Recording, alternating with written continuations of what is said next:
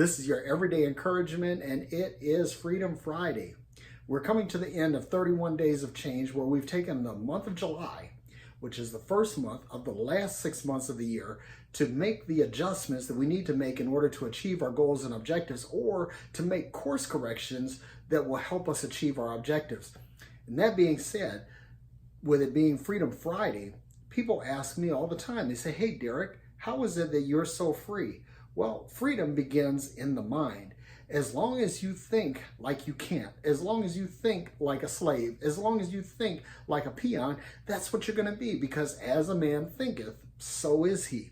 So what you need to do is first change your thinking, and that means unloading some things that were in your mind beforehand.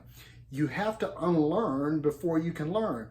And so when you're unlearning things, you're unloading the baggage of your mind. You're unloading the baggage that has held you back. You're basically laying down every weight that besieges you.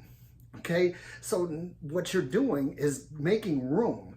And that being said, we also need to make room in our lives.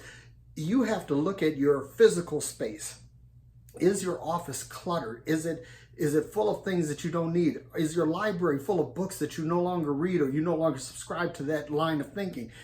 You have to look at your relationships. Are the people in your life adding value? Because if people are not adding value to your life, or you're not adding value to theirs, you need to unload them. And I'm not saying that you stop loving them, that you stop caring for them, but there are some people that are best loved from a distance.